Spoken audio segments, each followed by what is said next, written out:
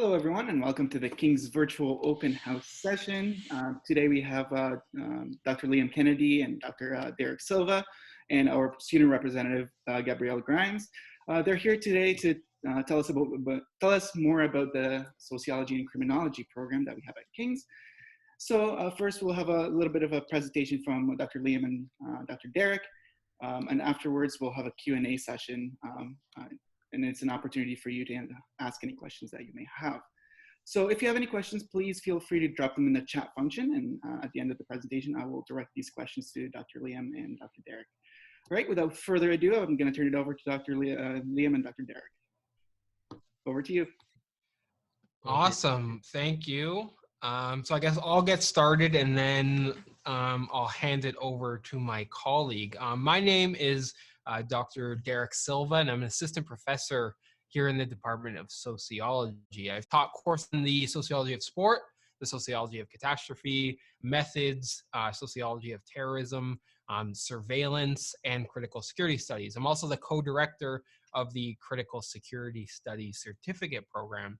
I've recently published work on hockey culture and Canadian identity, as well as discourses of crime and punishment in the National Hockey League, with my colleague, Dr. Liam Kennedy here. I'm also a series editor of Emerald Sociology of Crime, Law, and Deviance edited volume. So what we'd like to do for you today is simply walk you through our modules and all the modules that we offer in our program and guide you through what our sociology degree might look like and the courses that you might take, the opportunities that you might have, and the professors that you might meet. So what is sociology? Sociology is very simply the study of society and its social problems. As a social science, sociology gives us the tools and the skills to understand and connect individual troubles, behaviors, and actions with broad public issues. Our program is founded on principles that aim to challenge social inequality and mechanisms of social exclusion that persist in the 21st century. We focus on giving students the practical tools needed to be critical thinkers, communicators, and writers in both their personal and professional lives. We offer 6 modules in the department: a major in sociology or criminology, an honors specialization in sociology or criminology, or a minor in sociology or criminology. The honors specialization in either social or crim are for advanced students who have an average of 70% in Introduction to Sociology or Sociology 1020, plus 2.0 other sociology courses. And we can talk about this a little bit later.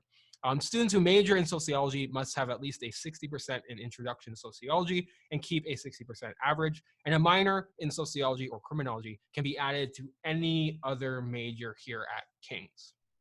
So what will your sociology degree look like? In your first year, you'll likely take a set of sort of pre-packaged courses that includes Introduction to Sociology or Sociology 1020, and I teach that myself. You must get 60% in this course to move on as a sociology major. In your second year, you'll then take a little bit more focused, but still introductory courses in sociological theory and in methods and stats. And trust me, I've taught stats and it's not as bad as students might think. Perhaps Gabby can speak to this a little bit later. She was actually in my stats class once upon a time. We also have excellent support for stats in the form of stats tutoring, wonderful instructors, and the STARS Learning Lab where students can get hands-on experience with stats software. In the third year, you'll have many more choices in terms of which classes that you register in, and can take courses on a number of different topics. Being one of the biggest departments here at King's, we have so many courses that you can choose from and really build your module around your own interests. If you're an honors specialization student, you'll take more advanced courses in statistics and in qualitative research methods. And some of the courses that you might take are race, migration, and crossing borders, the social construction of gender, sociology of mental health, sociology of catastrophe, mass media and society, understanding medical diversity, sociology of terrorism or catastrophe, I think I mentioned catastrophe, global health and human rights, or take a variety of experiential learning courses that we offer in the department. In year 4, you'll finish up your module by taking any required courses and participate in more small group seminars. Here you'll have the opportunity to have really close instruction from our wonderful faculty members. If you're an honors specialization student, you'll take your advanced sociological theory courses, which are much more discussion-based and small, where you can really work with instructors one-on-one. Finally, if you're interested in security issues, you might want to register for the Certificate in Critical Security Studies in your 3rd or 4th year. This simply requires you to take 5.0 courses during the entirety of your 4 years here, and there's no sort of added work, and you'll graduate with a certificate. This program takes a look at the host of security projects that exist in society, and we're really seeing in clear focus in times of COVID-19, and explore how they might contribute to, cause, or reify a number of modalities of social exclusion and inequality. It's well suited for those interested in pursuing work in the fields of human or environmental security. We have a strong critical sociology program rooted in the scientific study of various forms of inequalities that exist and persist in the world. We have a number of leading experts in our department in both sociology and in criminology. In sociology, we have people like Dr. Kristen Lazansky, who studies globalization, tourism, precarious labor, transnational surrogacy, racism. Dr. Christine Lavrance, who studies classical and contemporary social theory, cultural sociology, social media, and representations of identity on various platforms. Dr. Jeanette Comeau, who studies public and mental health. Dr. Anisha Dada, who studies consumer culture, political economy, particularly in South Asia. And this year, we're particularly excited to be welcoming Justin Tetreault, who studies right-wing nationalist groups, neo-Nazism, and hate. So our sociology program has a number of really interesting opportunities to connect with people outside of the institution as part of the learning. We have a number of experiential learning courses. For instance, we have a trip to Woodland Cultural Center, which is a former residential school in Brantford, where students learn violence against Indigenous peoples of Canada, race and racism and resilience. We also have a newly developed Winnipeg trip that Dr. Kennedy, I think, will speak to in a moment. We also have a variety of city studio projects that are in collaboration with the City of London and offered by Dr. Jeanette Comeau and Dr. Agata Pienkosh that connect students with local organizations in London to complete important community projects. We also house a trip to the US-Mexico border, where we partner with the University of Arizona and the Confluence Center for Creative Inquiry to learn about the borderlands and the complex issues that people face living there. A colleague in political science and I take students directly to the border in Nogales, which is a city quite literally cut in half by the US-Mexico border, to speak with locals about issues they face in their day-to-day lives. There are only a few of the experiential learning programs that we offer at King's. So how might a sociology degree help you in your career? The classroom and experiential learning that takes place in sociology is aimed at engaging the self and others in lifelong and ongoing reflection of the taken for grantedness and the taken for granted assumptions of human experience. With the knowledge and skills gained in the program, students will be particularly valuable in careers in government, education, health, social work, law and law enforcement, the nonprofit sector, research, and business. Through the completion of a degree in sociology, students will build knowledge, skills, and experience to critically assess and communicate about the social world.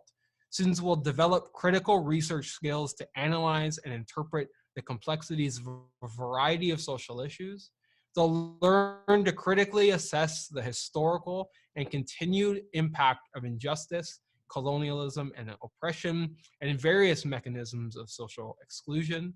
They'll develop critical thinking skills to deeply understand social problems, learn to conduct qualitative and quantitative research methods, which are very, very valuable in the public and private sectors.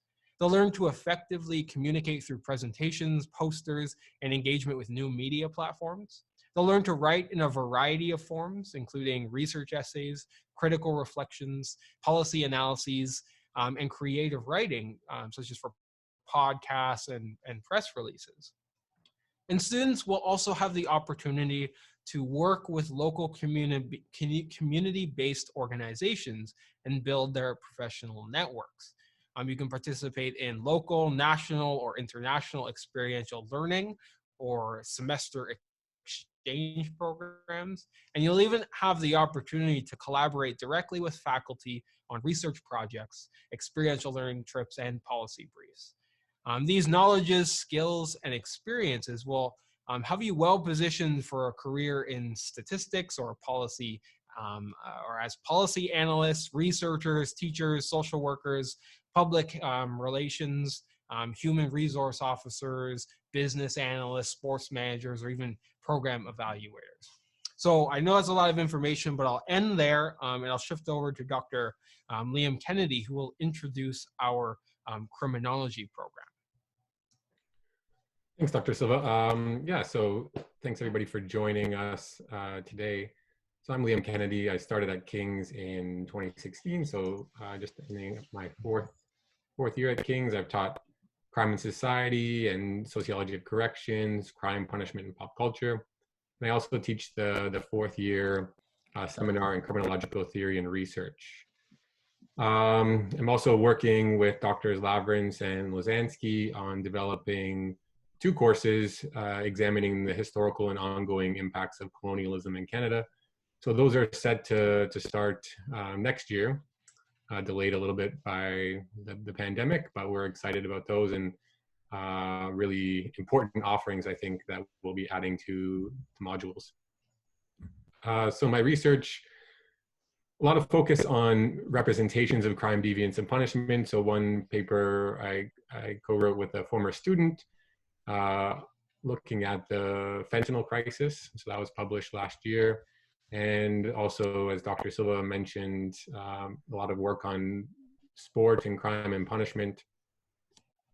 So similar to what Professor Silva tried to do, and I think did well, was to guide you through how your criminology degree might look without trying to overwhelm you with too many details. There's many years for you to try and figure out all the modules and lots of great staff at the academic dean's office to help guide you through those things, but I'll just try and lay out the generals. So first, I think, well, what is criminology at King's? So start with what it's not. It's not CSI, it's not criminal minds. In other words, we're not learning about forensic science or how our brains operate. What we do is we take a sociological approach to studying crime, deviance, and punishment.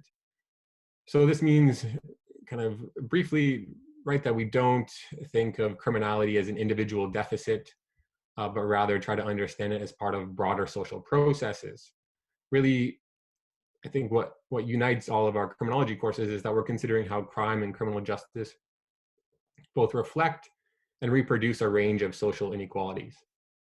So with that said, in your first year at King's, you take Introduction to Sociology. So this is for criminology. People who are interested in taking criminology, they must take that Intro to Sociology to provide that sociological foundation for their future study of criminology. And so you need a 60% in this course to move ahead.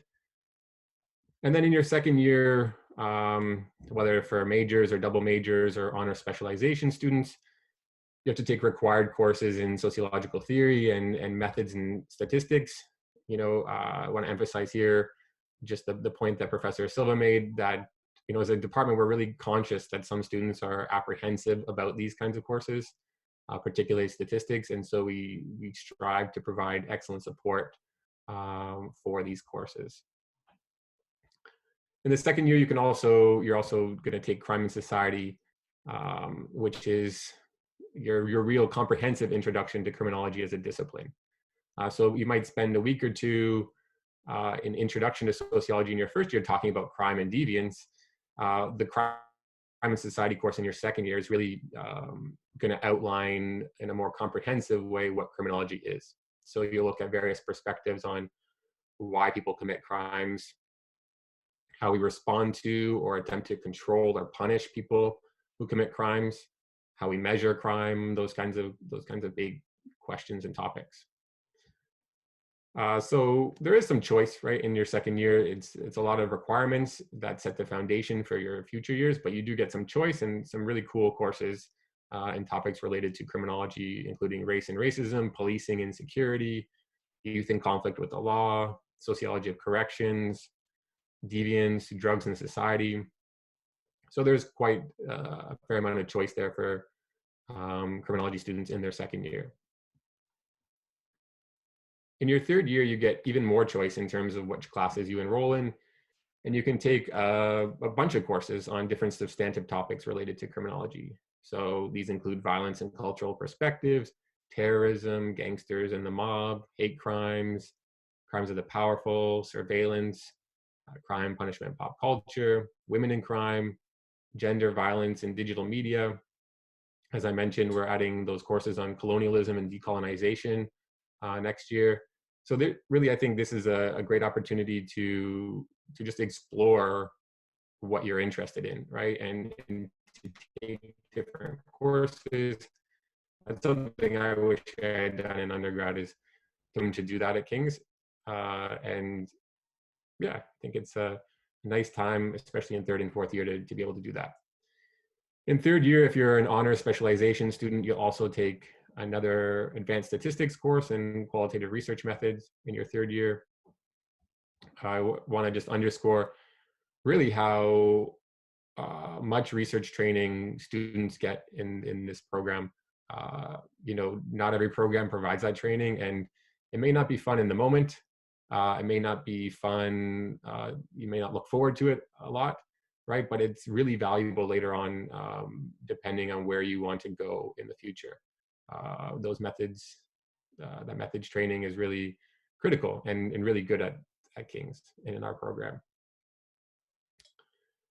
And then in the fourth year, you'll continue with substantive courses, right? So you might get a chance to take some of those third year courses I mentioned that maybe you didn't have a chance to take in your timetable the year before. There's also courses on domestic violence, criminal justice policy, drugs and addiction. And if you're a crim honors specialization student, in your fourth year, you'll also take 2 theory courses. So that Soc theory course that Professor Silva mentioned, and as well as the seminar in criminological theory and research that I've taught 8 times now in my 4 years at King's. And just generally speaking, it's a really enjoyable experience for me, and I hope for many students. It's discussion based, it's more student led. Really, I think I try to frame it as an opportunity for students who are about to graduate to really kind of take the lead in what they want to study, and take the lead in the course with my guidance or whoever's teaching it, their guidance and mentorship. And at that time, in your fourth year, you'll have small class sizes. So last year I taught a class of 6 in this course, 6 students. And so it really gives instructors an opportunity to work individually with students, to mentor them. And oftentimes, by the time this fourth year course rolls around, I've taught students 1 or 2 times before. So we already know each other. There's some sort of established relationship there, which I think just kind of breaks down some of those barriers to communication and facilitates that mentorship, which I think distinguishes King's from a lot of other institutions. So that's just really a quick overview of what those 4 years look like. They won't go by that quickly, probably, but what is the utility of a criminology degree? Well, and particularly a King's criminology degree. So I think one of the things to emphasize here is that criminology is an interdisciplinary program that draws from different disciplines, but is firmly rooted in sociology. So we're taking an interdisciplinary approach, and this is important really because it helps you recognize and confront bias. introduces you to a variety of perspectives, and encourages you to be open to new ideas and to question taken for granted ideas. That's a lot of what university is about, right? And I think we do a good job of this at King's. Right? And an interdisciplinary approach pushes students to integrate ideas and leads to a broader understanding of various social issues. I think this is really key for, research shows that this is really key for skill development. And so Professor Silva mentioned this, but I'll just kind of reiterate. You have a chance to build and develop and hone critical thinking and research skills. This gives you the tools to understand a variety of social problems and issues, not just those related to crime and punishment. And it's not just about understanding these issues, but seeking to address or to solve these social problems. You learn communication skills and develop those, where there's a kind of standard essays or class presentations, but there's also other creative formats, right? So you might be asked to create a public service announcement in a drugs and society class, or create a podcast in sport or terrorism, or create posters in the crime and pop culture class that I teach. And so you develop these critical communication skills so that you can convey your ideas clearly and concisely, and that's valuable wherever you go in life. Again, research methods and design. So those stats classes that you're taking at King's, they can help you in a bunch of other contexts, right? They might prepare you for a job with data analytics, working with Statistics Canada. If you're taking qualitative methods and you have to conduct an interview or a focus group, right? This gives you experience that you could take to working at a marketing firm, or at a non-for-profit, or as a social services worker, right? All that experience talking to people and being sensitive to ethical issues and reflexive, those are things that will set you up well in those positions as well. And then Professor Silva also mentioned those experiential learning opportunities for students in sociology. Just wanted to underscore here that those are available to criminology students as well. And it really gives you a chance to apply what you're learning in the classroom out in the social world. And to note here that King's helps cover a lot of the costs of those experiential learning trips. So it's not like you're having to pay the cost of flying to Arizona and spending a week or two there and coming back. King's is pretty generous with helping cover those costs. So that trip to the borderlands to explore security, human rights, sustainability issues, the Woodland trip to the former residential school in Brantford, we did that last year, where fourth-year students examined various forms of violence committed against Indigenous peoples of Canada, race and racism, resilience, and had a chance actually to speak with survivors of the residential school. Really, I was fortunate enough to get to lead that trip, and it was a transformative experience for me, and I think for students as well. Those courses also on colonialism and decolonization. So the plan is to take students enrolled in those courses to Winnipeg, to look at the Human Rights Museum, to go to the Truth and Reconciliation Archives, and to do some other work in Winnipeg to really explore how colonialism in Canada has manifested and the impacts that it has had, and how it manifests today, right? That's key there.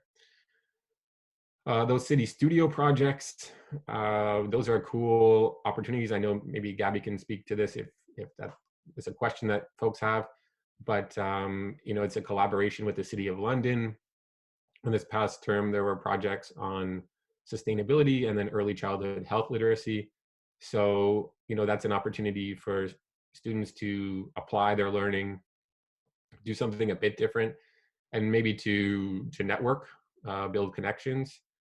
And so again, those are all available to criminology students. And then the last thing I really wanted to chat about was to mention the fact that the criminology program has been growing at King's in the past few years. There have been a bunch of new faculty members who are doing really cool work in their areas of expertise. I want to emphasize here that if you're I think this is the best criminology program in London and in nearby areas. And we take a really critical approach to criminology that encourages students to think about what is a crime, how we respond to certain behaviors in particular ways, the flaws in our criminal justice system, and those types of questions, those core questions that really get us to reflect on what we think about when we think about crime and punishment.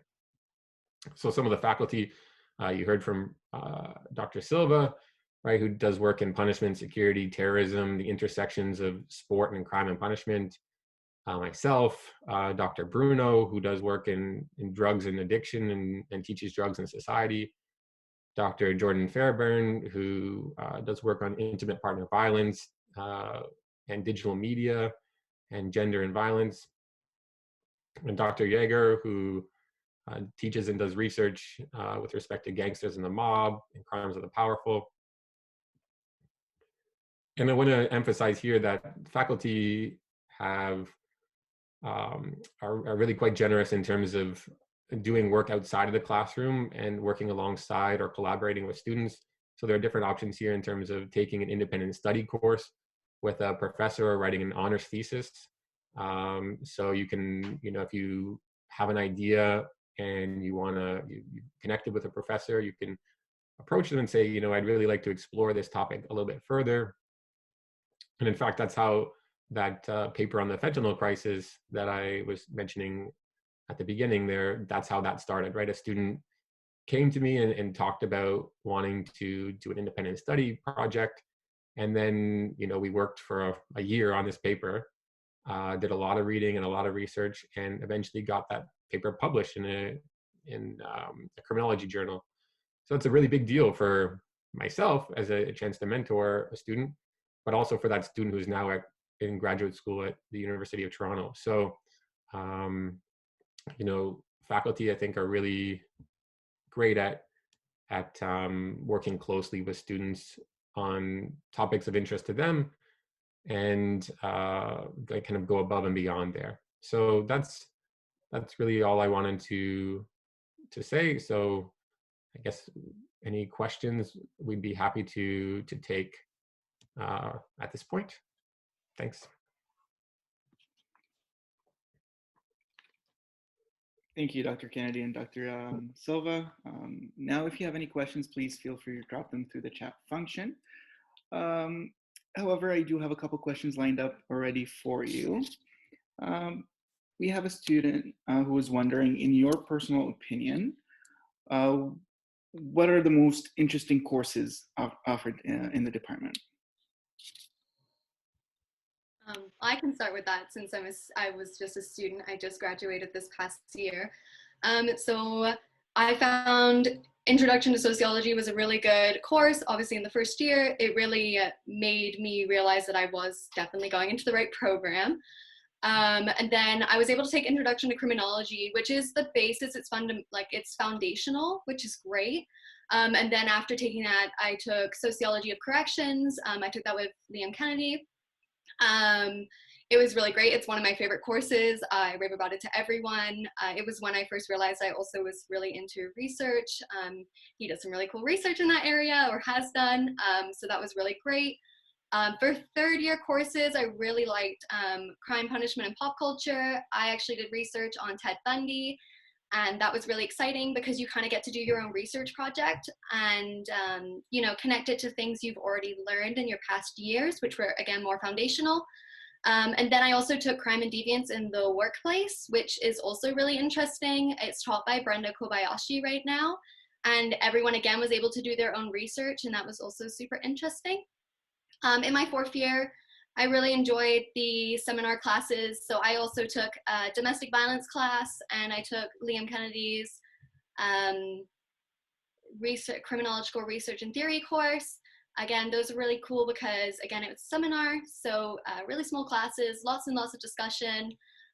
You really have a chance to build some relationships with people. I found some of my greatest friends in my third and fourth year courses, which is really nice. Also, what's super great is I know we outlined the statistics and quantitative research courses, which are really intimidating to some people.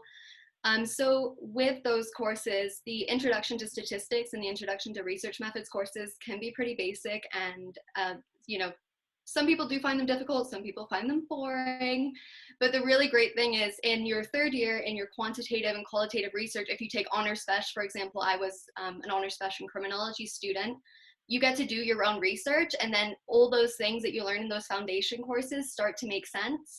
And Professor Silva and Professor Kennedy were not kidding when they do really help tie everything together.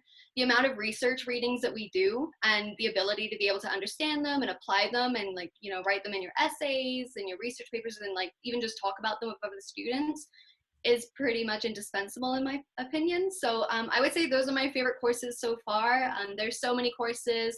I know a lot of people, you know, have different niches, and like whatever you can, you know, whatever kind of niche, you really have tons of options to take what you're interested in. And, you know, you think you know stuff, and then you take another course and you're like, I had no idea. So honestly, the small classroom setting that you get at this school is amazing. I took it mainly for that reason, so I could have more, I would say not one-on-one learning, but I would have more mentorship, and I really did find that was to be true. So yeah, those were my favorite courses, but I'll let Dr. Silva and Dr. Kennedy talk now.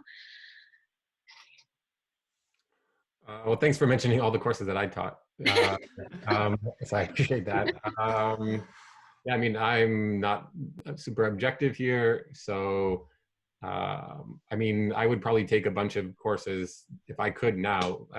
So Dr. Silva teaches sport, and I have joked to him a bunch of times that I would just wish I could take that class rather than teach it. So, yeah, I mean, I'll just be quiet now because I think Gabby's voice there is the best one. So thanks, Gabby.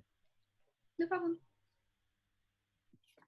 Perfect. Thank you so much. And I think Gabby is the expert here. From a faculty. Oh, go ahead. Yeah, Dr. Derek, go ahead. Oh, I was just saying from a faculty perspective, I just like all the courses that are senior level and smaller. That's where I think that students and instructors get the most out of the classes. So any course, like I said, the one of the strengths of our program is our breadth. We have so many courses. You can take a course on almost anything that you're interested in, and you can take it with like 20 and sometimes a handful of colleagues and peers, and those are my favorite to deliver. Great. I'm actually a little biased for today's session because I'm a graduate of the Criminology Program. So watching this presentation just gives me, you know, flashbacks to my student. Yeah. So Gabby, I actually have another question for you from a student asking, in your, what do you recommend for an incoming student in social crim to be involved on campus with?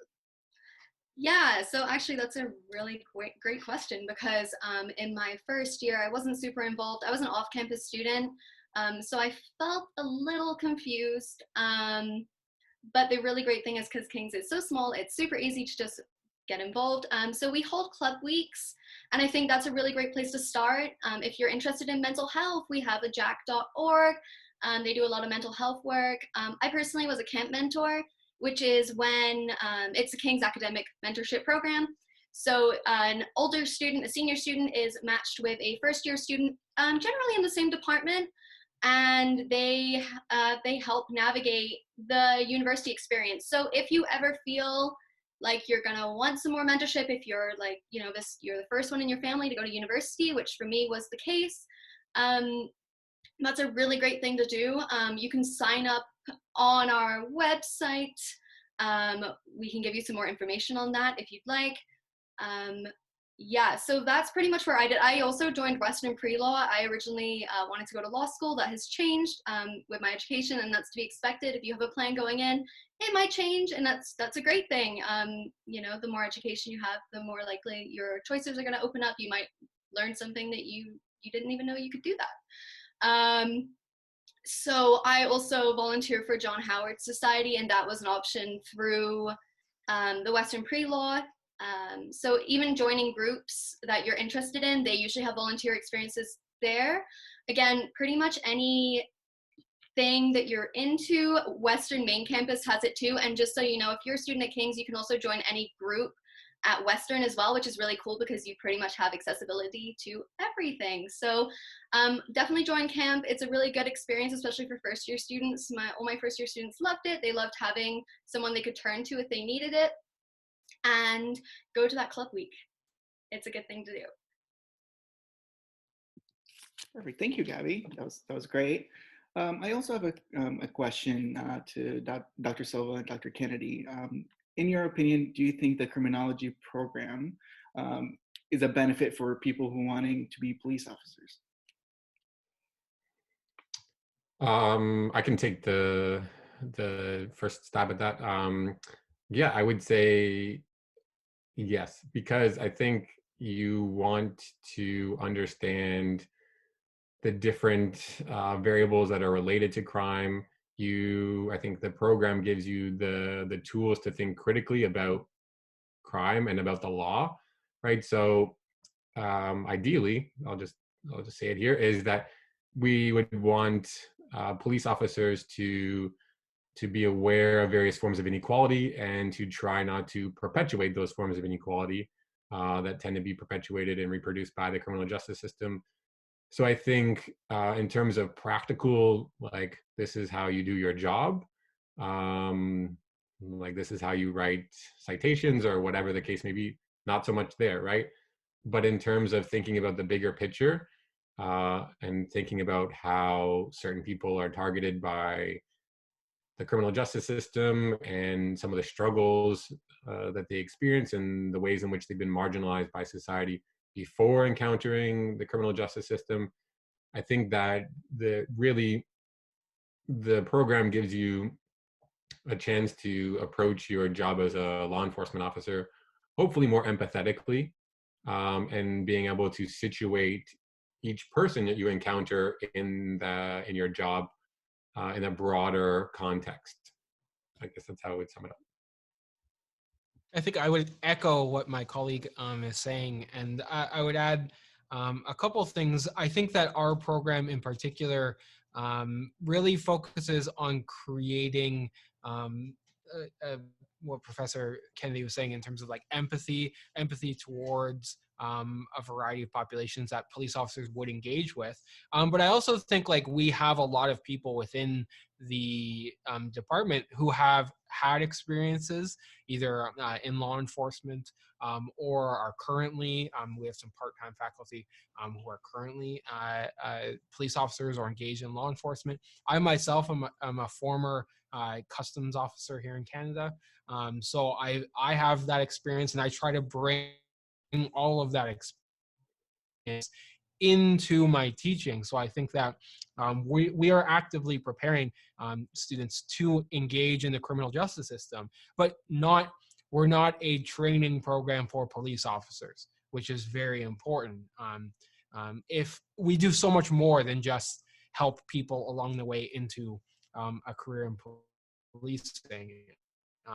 We develop these critical thinking skills and develop these critical analytic skills so that you can be good police officers, that you can be effective and also empathetic and helpful and serve your communities. And I, for one, know a handful of students who have graduated in my time here and have gone on to work for Durham Region Police, Toronto Police Service, Peel, and London Police Service. So I know several of them have come back to me and said, like, we really are grateful that we were at King's. We got to learn these things because they're seeing this on the job. So I think we are definitely contributing to helping people along that career path, but I think we do so much more than just sort of train police officers.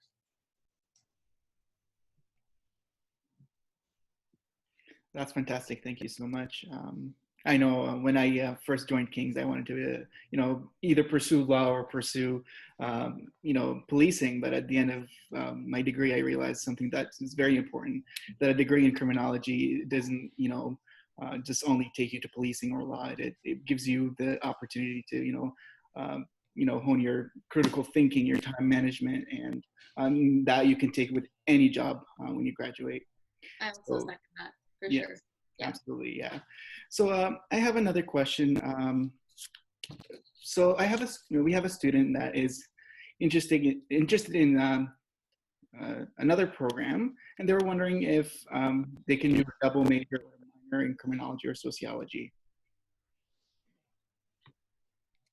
Yeah, I Yeah, mean, I would recommend. Oh, sorry. This Zoom thing cutting. I would certainly recommend considering double majors, and you can do a double major. I would personally recommend, and maybe the dean's office would get mad at me, or maybe they would like that I say this, but recommend not double majoring in sociology and in criminology.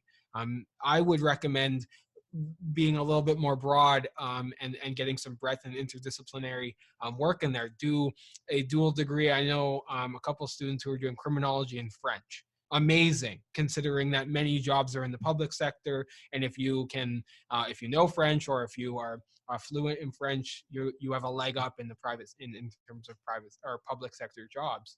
Oh, my light just went off. And I would recommend like history, French, accounting, statistics, a variety of things that you could actually bring in together with your either sociology or criminology And I degree. think But Liam, do you have anything? just Oh, add, if that's okay. I did an honor specialization with a minor in psychology, so it's also possible to specialize in something if that's more your area, and then do a minor as well. I didn't know that was really possible until I did it. So yeah, and it's actually really popular as well. I know a bunch of people who also do honor specializations in something and a minor in something else. So if that's an interest, that's also something to know as well.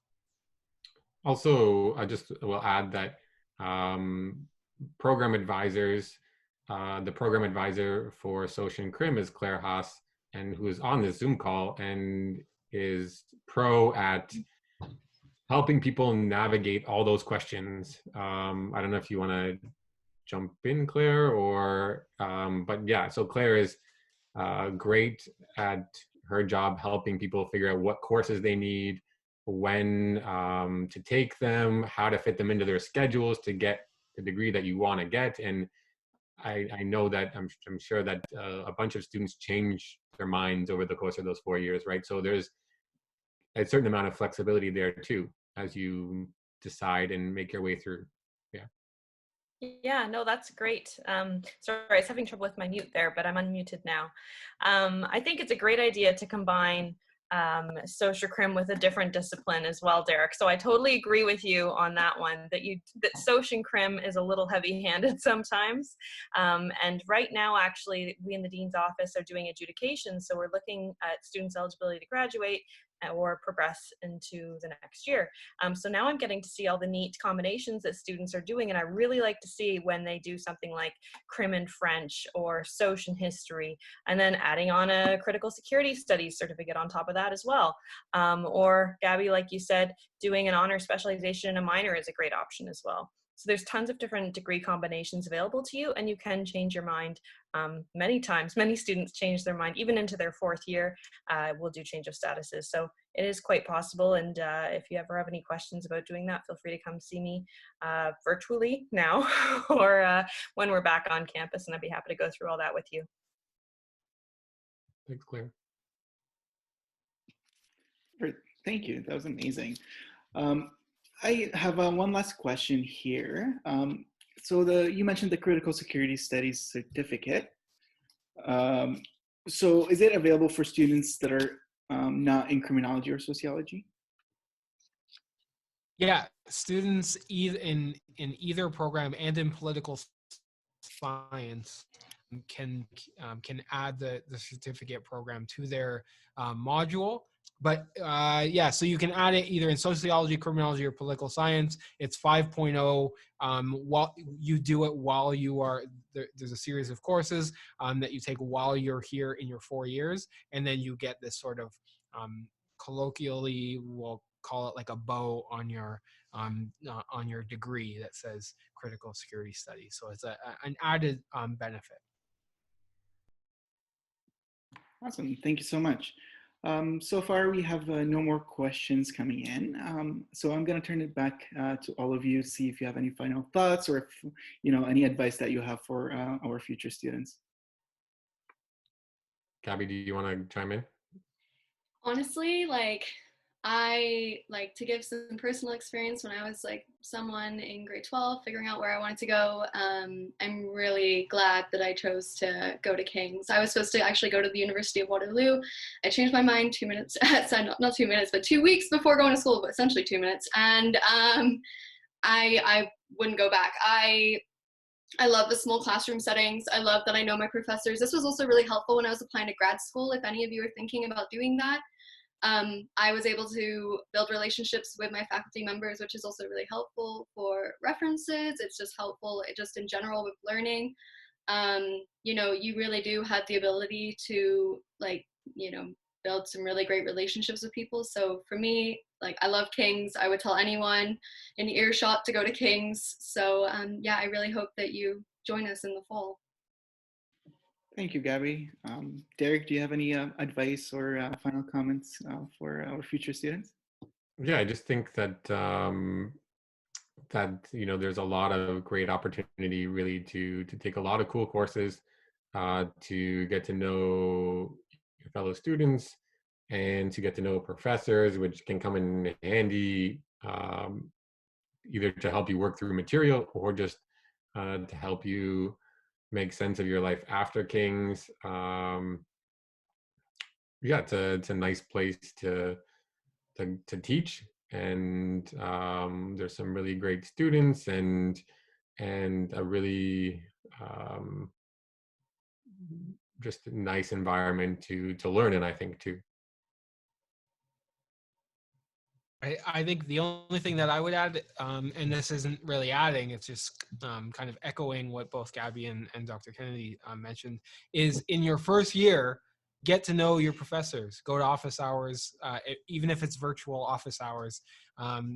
Get to know your colleagues, your peers, be active on campus, join camp, go to clubs week, be here and like be present, and get to know your professors as well, because they're going to be the ones that write you letters of recommendation for almost anything, whether it be a job or whether it be grad school, or law school or whatever.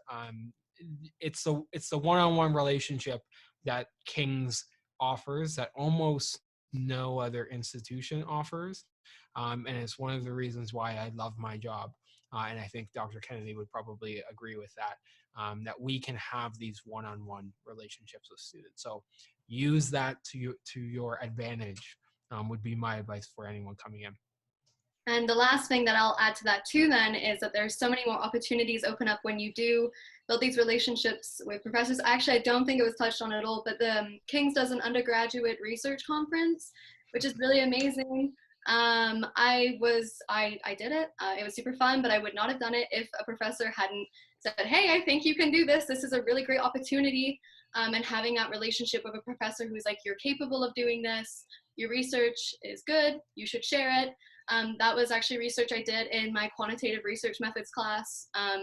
So again, you get to do your own research, then you can potentially present it. This is good for public speaking and stuff like that. So I actually didn't start talking to my professors until second year. I wish I'd done it sooner. So yes, definitely reach out. They're super supportive and they're here to help you. And it really does make a difference. So yeah. Excellent. Thank you so much. I would like to thank Dr. Liam Kennedy and Dr. Derek Silva and Gabby and also Claire for being here today and answering all the questions that we have. And I'd also like to thank everybody who's attending this session. If you have any more questions, feel free to email us at kings@uwo.ca, and I will make sure to pass your questions over to Dr. Liam Kennedy or Dr. Derek Silva or anyone on this call. Again, thank you everyone for being here. Have a wonderful, great long weekend, and hopefully we'll see you soon on our campus. Have a good one. Great. Thank you. Thanks, everyone.